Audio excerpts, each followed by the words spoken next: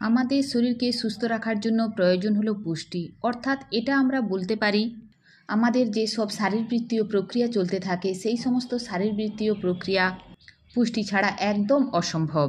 পুষ্টি বলতে আমরা সাধারণ যেগুলিকে বুঝি সেগুলি হলো আপনার carbohydrates, protein, fats, vitamins, minerals, fibre এবং জল। এই সমস্ত পুষ্টিগুণগুলির মধ্যে যে কোনো এক প্রকারের পুষ্টির ঘাটতি হয় তাহলে আপনি আপনার শরীরের কিছু লক্ষণ বুঝতে পারবেন। আপনার শরীরে পুষ্টির ঘাটতি হচ্ছে, বা বলা ভালো আপনার শরীর বিভিন্ন প্রকার বিপদের সম্মুখীন হচ্ছে।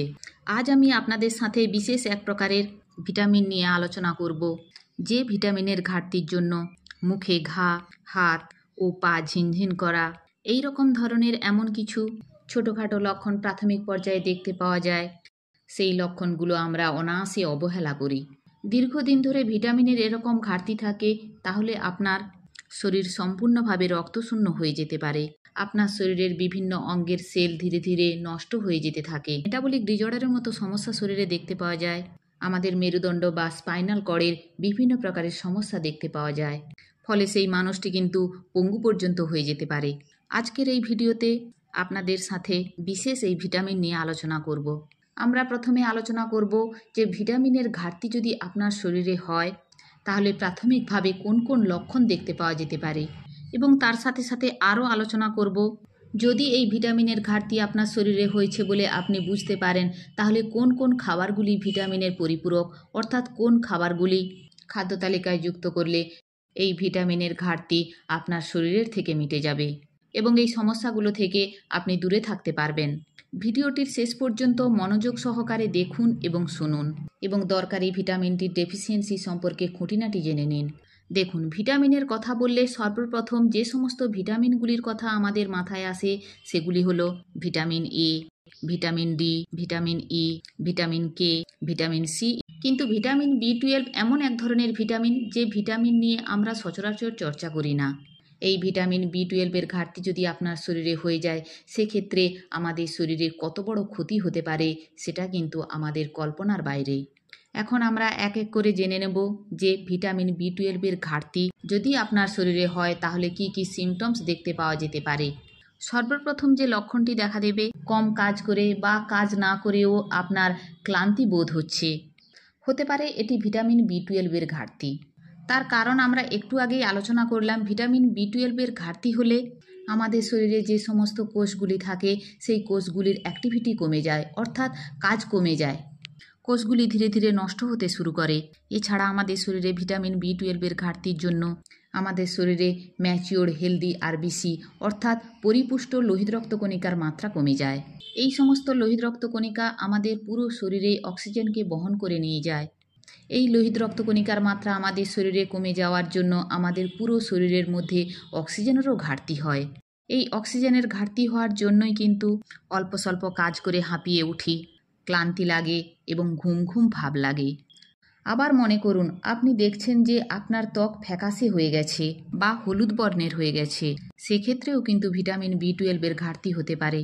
তার কারণ ভিটামিন বি12-এর ঘাটতি হলে আমাদের শরীরে যখন হেলদি আরবিসি বা পরিপুষ্ট লোহিত রক্তকণিকার মাত্রা কমে যায় এবং তার ফলে যে অ্যানিমিয়া সৃষ্টি হয় সেটিকে মেডিকেল সায়েন্সের ভাষাতে বলা হয় মেগালোব্লাস্টিক অ্যানিমিয়া। এই মেগালোব্লাস্টিক অ্যানিমিয়ার জন্য বা আপনার শরীরের রক্তাল্পতার জন্য আপনার স্কিন ফ্যাকাশে বা হলুদ বর্ণের হয়ে যেতে পারে। এছাড়া বিজ্ঞানীদের দাবি, আপনার শরীরে যদি ভিটামিন বি12-এর ঘাটতি হয়ে যায় আপনার শরীরে ডাইরেক্ট বিলিরুবিনের পার্সেন্টেজ বেড়ে যায়। আপনার শরীরে জন্ডিসের মতো সমস্যা দেখতে পাওয়া যেতে পারে, যার ফলে আপনার স্কিন কিন্তু ফ্যাকাশে বা হলুদ বর্ণের হতে পারে। আপনি জানেন কি, যে সমস্ত মানুষরা মাইগ্রেনের জন্য মাথা ব্যথায় নিয়মিত ভোগেন তাদের 50% মানুষের মধ্যে ভিটামিন বি12-এর ঘাটতি থাকতে পারে। 2019 সালে একটি গবেষণা করা হয়েছিল 140 জন মাইগ্রেনের পেশেন্টদের নিয়ে। তাদের যখন সম্পূর্ণ চেক আপ করা হলো সেই 140 জনের মধ্যে 70 জন মানুষ ভিটামিন বি12-এর ডেফিসিয়েন্সিতে ভুগছেন।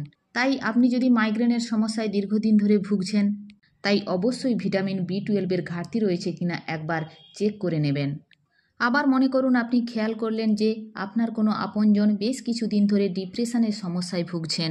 সেই মানুষটির ডিপ্রেশনের কারণ কিন্তু ভিটামিন বি12-এর ঘাটতি হতে পারে। তার কারণ আমাদের শরীরে যখন ভিটামিন বি12-এর ঘাটতি হয় তখন হোমোসিস্টিন নামক বিশেষ এক ধরনের অ্যামাইনো অ্যাসিডের মাত্রা আমাদের শরীরে বৃদ্ধি পেয়ে যায়। যে অ্যামাইনো অ্যাসিড আমাদের শরীরে কিন্তু বিভিন্ন প্রকারের অক্সিডেটিভ স্ট্রেসের কারণ হতে পারে, আমাদের সেল ড্যামেজের কারণ হতে পারে, আমাদের শরীরের ডিএনএকে ড্যামেজ করতে পারে, আমাদের যে সমস্ত সেরিব্রাল নার্ভ রয়েছে সেই নার্ভের অ্যাক্টিভিটিকে কম করে দিতে পারে। তার ফলে ধীরে ধীরে মানুষ ডিপ্রেশনের মতো সমস্যায় ভুগতে থাকেন। আবার মনে করুন আপনার বাড়ির কোনো একজন পড়ুয়া ঠিকঠাকভাবে পড়াশোনায় মনোনিবেশ করতে পারছে না।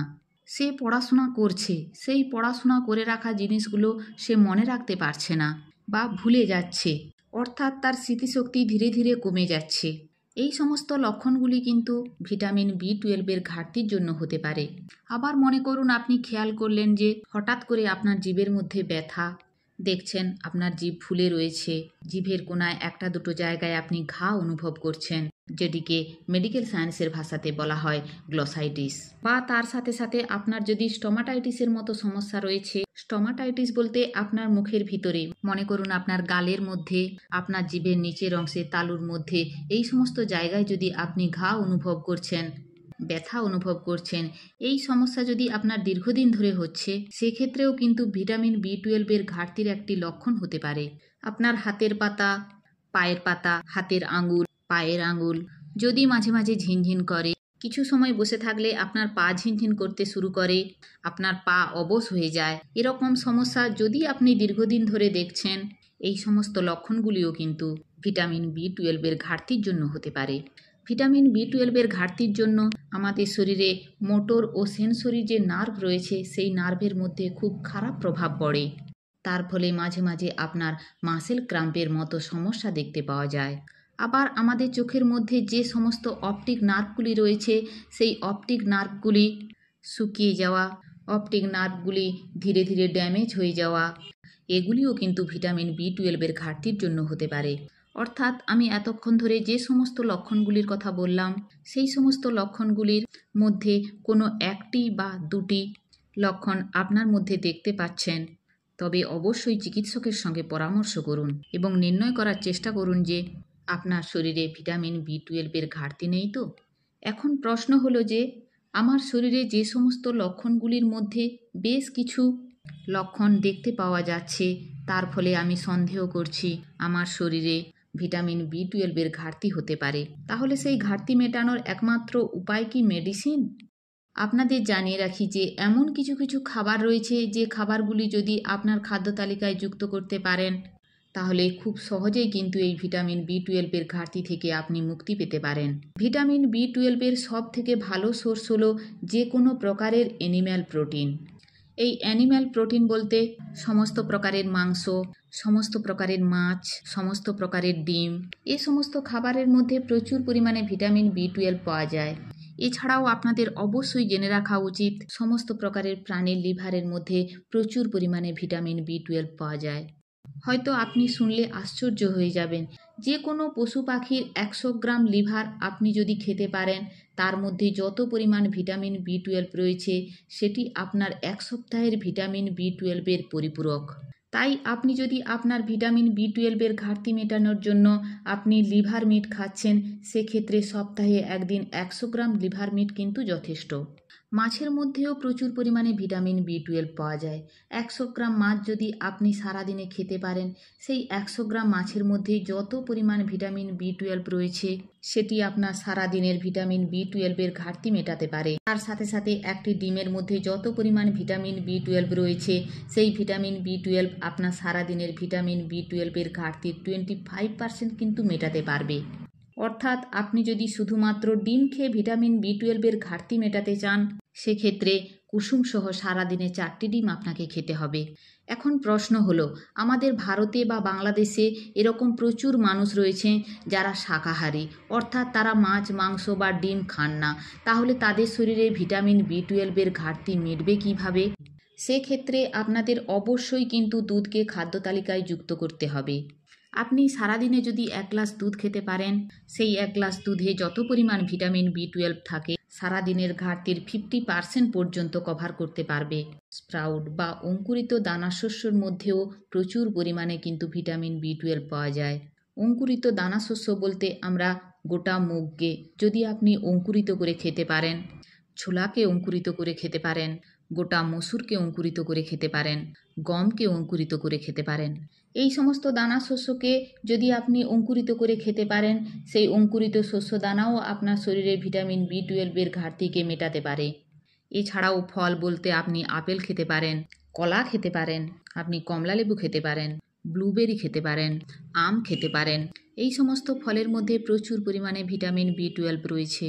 এবং সবজির কথা যদি আমরা বলি, সবজি বলতে আমরা সর্বপ্রথম বলি পালং শাক। এই পালং শাকের মধ্যে প্রচুর পরিমাণে ভিটামিন বি12 থাকে। তার সাথে সাথে আপনার মাশরুমের মধ্যে ভিটামিন বি12 থাকে, বিটের মধ্যে ভিটামিন বি12 থাকে। এছাড়াও আলুর মধ্যে অল্প স্বল্প ভিটামিন বি12 থাকে। এছাড়া সবজি খাওয়ার ক্ষেত্রে আমাদের কিন্তু একটু সাবধানতা অবলম্বন করতে হবে। সবজি থেকে যদি আপনি ভিটামিন বি12 পেতে চান, তাহলে সবজি কাটার আগে ভালো করে ধুয়ে নিয়ে তারপর কাটবেন। আমার এই ভিডিওটা ভালো লাগলে প্লিজ কমেন্ট করবেন।